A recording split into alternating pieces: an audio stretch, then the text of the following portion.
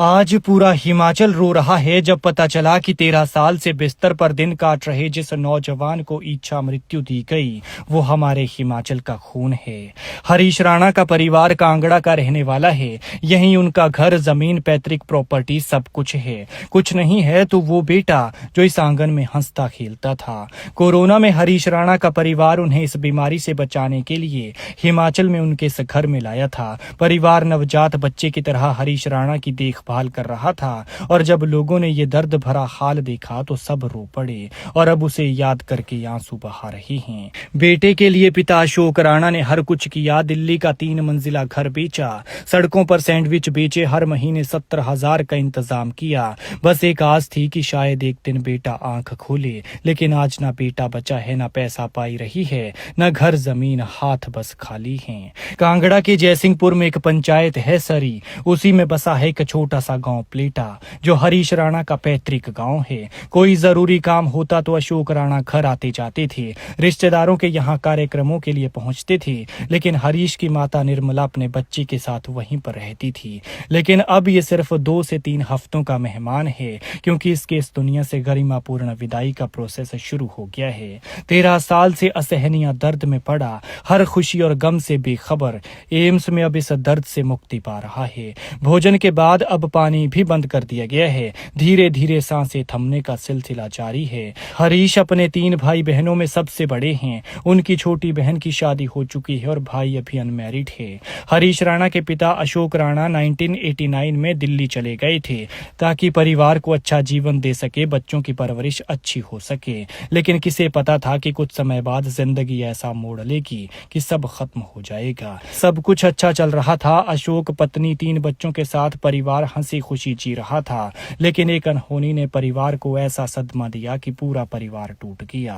वो 20 अगस्त 2013 का कमबख्त काला दिन था। दुनिया के लिए ये रक्षाबंधन का दिन था, लेकिन इस परिवार के लिए ये काला साबित हुआ। हरीश ने शाम 6:30 बजे अपनी बहन से बात की थी। तब सब ठीक था, लेकिन थोड़ी ही देर में खबर आई कि हरीश अपने पीजी के 4थे फ्लोर से गिर गए हैं। उस वक्त वो चंडीगढ़ में थे और यहाँ सिविल इंजीनियरिंग के फाइनल ईयर में पढ़ाई कर रहे थे। एक जवान बच्चे का 13 साल तक बिस्तर पर लालन पालन करना किसी के लिए भी असंभव सा लगता है। अशोक राणा और उनकी पत्नी निर्मला ने आह तो भरी, लेकिन कभी उफ तक नहीं की। लेकिन अब बुढ़ापे की दहलीज पर खड़े हैं। इस दंपति ने बेटे के लिए सुप्रीम कोर्ट का दरवाजा खटखटाया और 11 मार्च को माता पिता की पीड़ा समझते हुए हरीश को इच्छा मृत्यु की अनुमति दे दी गई। प्लेटा गांव के लोग कहते हैं कि कोरोना काल में भी ये परिवार हरीश को लेकर अपने पैतृक गांव आया था, लेकिन ये बच्चा बिस्तर पर ही पड़ा रहता था। परिवार इसकी परवरिश एक नवजात बच्चे की तरह कर रहा था, लेकिन अब इस बात से सबका मन व्यथित है कि ये बच्चा नहीं बच सका। 3 भाइयों में अशोक दूसरे नंबर के हैं। बड़े भाई प्रीतम और छोटे भाई बलदेव हैं। प्रीतम लुधियाना में रहते हैं, जबकि बलदेव भी दिल्ली में ही रह रहे हैं।